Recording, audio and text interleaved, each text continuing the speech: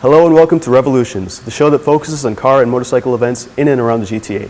In this episode, we've got part one of our feature on the Toronto Motorcycle Show. That means we've got stories on new bikes from BMW, Suzuki, Ducati, and Harley-Davidson. So, please enjoy. The Toronto Motorcycle Show took place at the Metro Toronto Convention Centre in downtown Toronto. It's one of the biggest annual motorcycle shows in the GTA, and thousands of people stop by to check it out. There are hundreds of new models from various manufacturers on display, and there's also lots of motorcycle gear and accessories available too. We'll kick off our coverage of the show at the Suzuki exhibit, with Suzuki representative Marcus and the GSX-R 600. Alright Marcus, we're here now with the GSX-R 600. First of all, very nice looking bike. Is it all new for 2011? It is the largest redesign we've done on this model since 1996. The bike itself has been totally redesigned. We've brought in the best technology, the best engineering. We're looking to rule the racetrack this year and provide our customers with the very best 600 on the market. Okay, the 600 class of sport bikes is probably the most competitive in the whole market of bikes. What exactly have you guys done to keep this competitive? For 2011, we've made significant changes. We've lightened the bike by nearly 20 pounds. We've also included for this year Brembo brakes for the first time on a Suzuki. We have a custom set of Brembo 2-piston calipers on this bike. We're also going to be featuring the big piston show of fork, big step for Suzuki. These products were featured formerly on race bikes primarily and at a premium price, and you're going to be getting it in a package that is very competitive, and again you won't see major price increases this year without and at the same time still getting the very best technology. Great, so this is an example of, I guess, race technology for the road.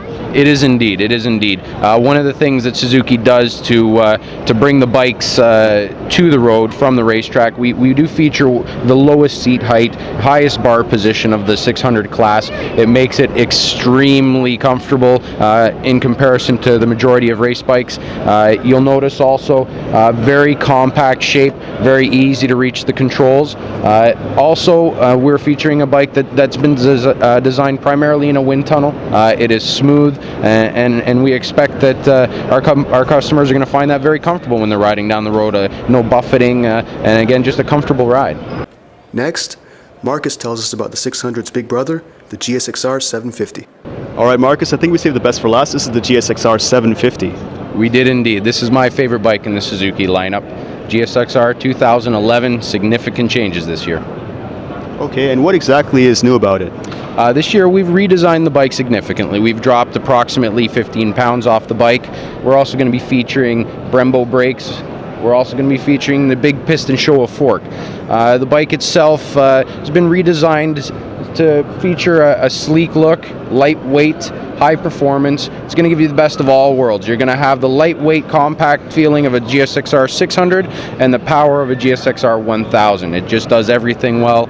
It's going to be a great performer, and the guys on the road are going to love it. It's going to be the perfect way to get around town and still get that sport bike feel. It's got an incredible black paint scheme right now, this bike behind us. What other colors does come in? It's going to be featured, of course, in our Suzuki traditional blue and white, and of course the black you see behind me here. Great. Thanks very much, Marcus. You're welcome. Now, we'll head over to Harley-Davidson to chat with Harley representative Alex about their new models.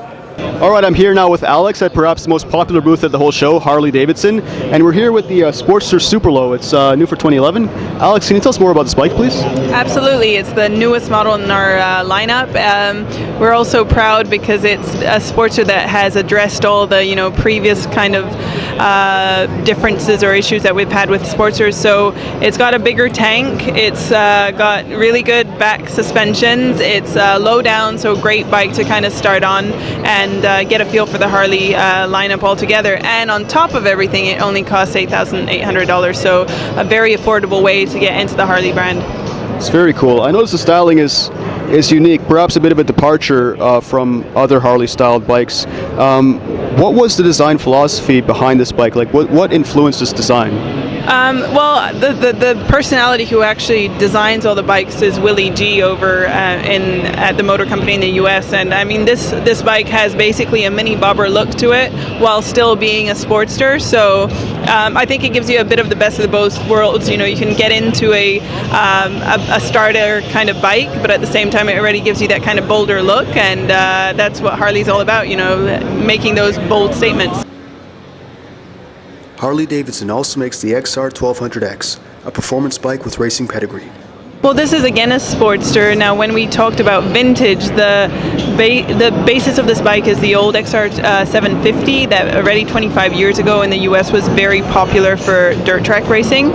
So it is a performance bike, and this is the street version of a bike that we will actually be racing newly here in Canada on the tracks this coming season.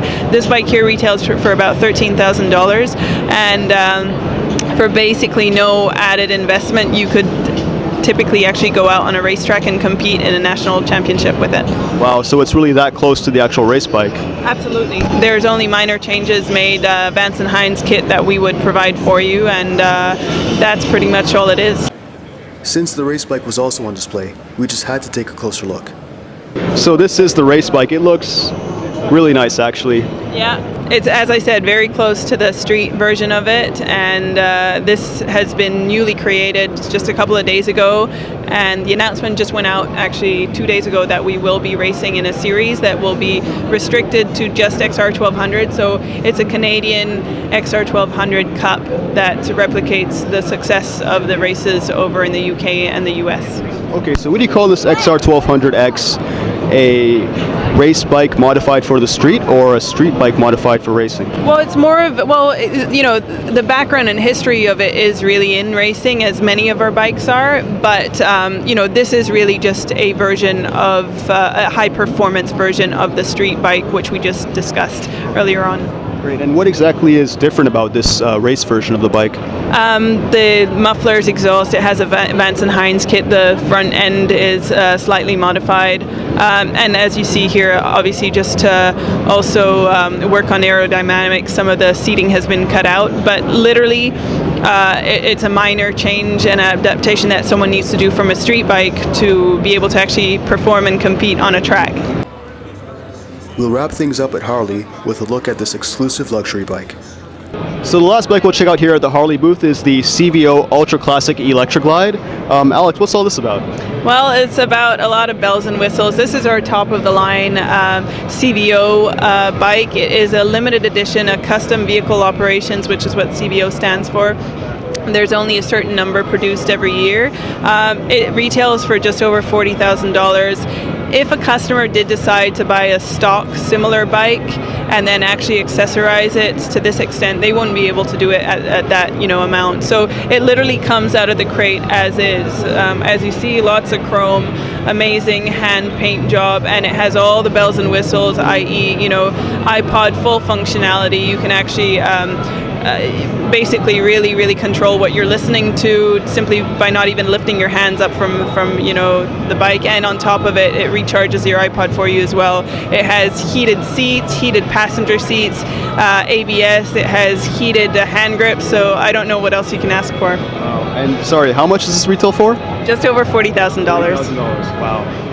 Okay, and you did say there's some sort of value there by having all these features done by factory, correct? Absolutely. I mean, once again, it is about customizing, and we see many people actually go out and spend, say, $20,000 on, you know, a middle-sized kind of cruiser, but then by nature they want to make it their own, and they end up spending 20-30 grand on top of that with all sorts of other accessories. So here's a good way of actually getting that made from the motor company itself, and at a actually more reasonable price. It's hard to believe at $40,000, but it actually would take you more money if you had to try to do that on your own to a similar extent. It's now time to visit the BMW booth for a chat with BMW representative Richard about the K1600 GT. I'm here now at the BMW booth, joined by Richard. How are you, sir? I'm doing very well, thank you. That's great. We're joined also by the new BMW K1600 GT. It's a new touring BMW motorcycle. Tell us more about this, please. Well, I mean, the K1600 GT comes in two versions. It comes in the K1600 GT and the K1600 GTL. The K1600 GT is the one that we have here. and its theme is touring, but what they call the Gran Turismo.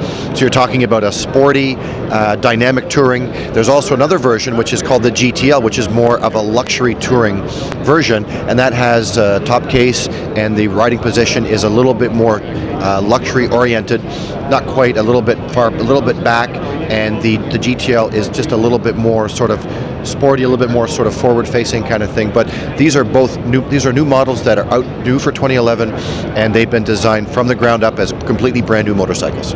Okay, I noticed that Harley-Davidson is sort of moving away from bare-bones cruiser bikes to something a bit more luxurious, like a BMW bike. Do you feel that you've done enough with the 1600 GT, the K1600 GT, to sort of evade the Harleys? Well, I mean, right now they're very different motorcycles. I mean, the Harley, the people that are buying this motorcycle are as far as the GT and the GTL. These are people between over 40, people with a certain socio-economic level, and people that are experienced riders, and people are looking for a motorcycle that gives them a complete luxury touring or Gran Turismo package. So I think we are appealing to a similar potential buyer, a similar demographic, but not necessarily the same, because the Harley-Davidson tends to have its own strengths and weaknesses, its own sort of theme, its own sort of an emotion kind of thing, and ours is similar but a little bit different. So they do compete, but it's a different guy and or girl who would buy this motorcycle most of the time. I see. And in terms of Gran Turismo, it is a very grand and imposing bike. I think it should do very well. Thanks very much, Richard. Okay, great. I'm glad to be here.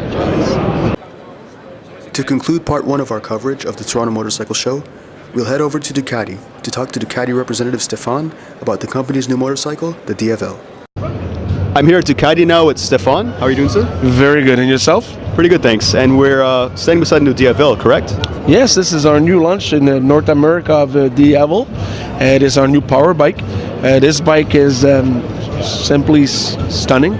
This is what the DFL was made for, is the look and also the power. It's a power bike. It has 1198cc. It has ABS, and this model is a carbon fiber model. It's a bit lighter than the stock one, and basically is like I said before, it's a muscle bike, powerful bike, 160 horsepower, only 456 pounds, so it will definitely move on the street. Okay. Ducati already makes several very nice-looking, powerful bikes. Who is this bike particularly for? I would say this bike is for someone that is, has experience for driving because of the power that it has. Also, it is low-seated, so someone with shorter legs but experienced driver could like this bike. And we have the Multistrada, who's a very popular bike, but sometimes it will not fit for everyone because it's a high bike. This one is more lower, will control easier, but it demands a lot of knowledgeable to drive because it is very powerful. It's 160 horsepower. Well, it does have that incredible Ducati style. It's an all-new bike. I think it should do very well. Thank you very much, Stefan. Oh, it's my pleasure. Thank you. For more information about the Toronto Motorcycle Show, please go to www.torontomotorcycleshow.ca. Revolutions would like to send special thanks to the following people: Marcus from Suzuki Canada, Alex from Harley-Davidson Canada, Richard from BMW Motorrad Canada, and Stefan from Ducati North America. Thank you all very much for answering our questions at the show.